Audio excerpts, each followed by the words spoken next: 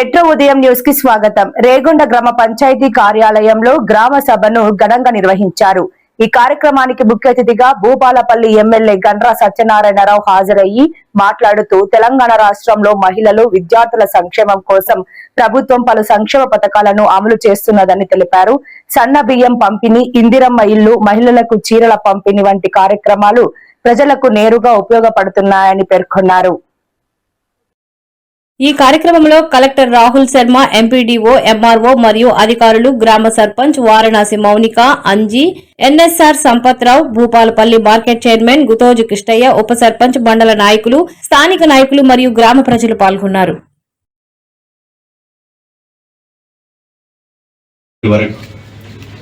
99 రోజుల ప్రణాళికలో భాగంగా ఈ రోజు గ్రామ సభ రాష్ట్ర వ్యాప్తంగా నిర్వహించడం జరిగింది. అందులో భాగంగా ఈ రేగొండలో మనం ఈ రోజు సభ నిర్వహించుకుంటున్నాం. ఈ సభకు విచ్చేసినటువంటి గౌరవ జిల్లా కలెక్టర్ గారు రాహుల్ శర్మ గారు, అదేవిధంగా మరి జిల్లా అధికారులు హార్టికల్చర్ ఏడి గారు, అదేవిధంగా గౌరవ సర్పంచ్ గారు, మార్కెట్ కమిటీ చైర్మన్ కిష్టన్న గారు, కొడవటంచ మన ఆలయ అధ్యక్షులు సంపత్రావు గారు, ఎలక్ట్రిసిటీ డిఈ గారు, ఏఈ, ఎంఆర్ఓ, ఎంపీడీఓ, అదేవిధంగా వివిధ శాఖల అధికారులు, వేదిక మీద ఉన్నటువంటి ప్రజాప్రతినిధులు, ముందున్నటువంటి రేగొండ గ్రామానికి సంబంధించినటువంటి మహిళా సోదరులు, గ్రామ పెద్దలు, యువకులు, పత్రికా మీడియా సోదరులు, ప్రతి ఒక్కరికి కూడా పేరు పేరున హృదయపూర్వక నమస్కారాలు. విలేజ్కి వచ్చేసి ఒక 12 మంది రైతులకు డ్రిప్ పరికరాలు అందించడం జరిగింది సార్. అది సబ్సిడీ డైరెక్ట్ 90% సబ్సిడీ, అలాగే 100% సబ్సిడీతో అందించడం జరిగింది సార్. అలాగే వీటితో పాటుగా కూరగాయలు సాగు చేస్తున్న రైతులకు కూరగాయల విత్తనాల ప్యాకెట్లు అందించడం జరిగింది సార్. ఒక 22 మందికి అందించాం సార్ ఇప్పటి వరకు. అలాగే మిగతా రైతులకు కూడా అందించడం జరుగుతుంది సార్. వీటితో పాటుగా ఉద్యాన శాఖ నుంచి ఆయిల్ పంప్ స్కీమ్ మన రేగొండ విలేజ్లో ఒక 18 మంది రైతులు సాగు చేస్తున్నారు. వాళ్ళకు సంబంధించిన మెయింటెనెన్స్ మరియు అంతర పంటలకు సంబంధించిన సబ్సిడీ అనేది 10 లక్షలు మనం చేశాం.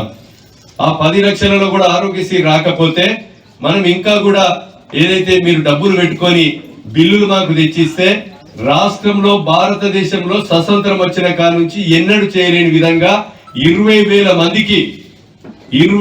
మందికి మనం ఈరోజు సీఎం రిలీఫ్ చెక్కులు అందజేశాం.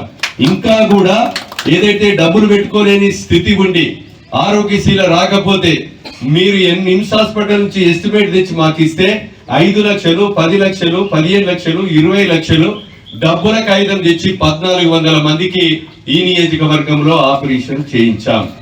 ఇంకా కూడా ఏదైతే రేపు రాబోయేటువంటి రోజుల్లో పేదలందరూ డబ్బులు పెట్టుకోలేని స్థితి ఉండి ఆరోగ్యశీల రాకపోతే 10 సంవత్సరాలకు ఇన్స్టాల్మెంట్ కిస్తీ కట్టారు.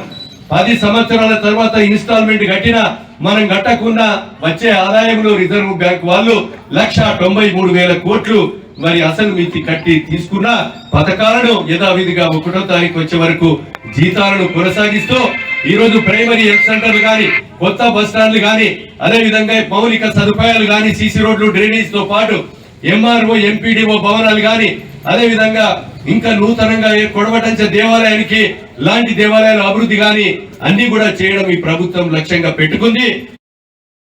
వచ్చేసి 184 రేషన్ కార్డులు, అడిషన్స్ వచ్చేసి 163, అంటే 163 మందిని యాడ్ చేయడం జరిగింది.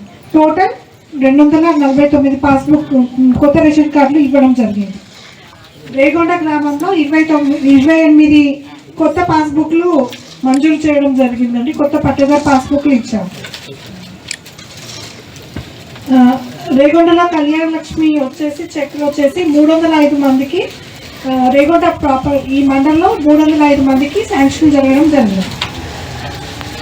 రేగొండ ప్రాపర్లో 723 మందికి, అంటే 723 మందికి గ్యాస్ 500 చొప్పున సప్లై చేయడం జరిగిందండి. మొత్తం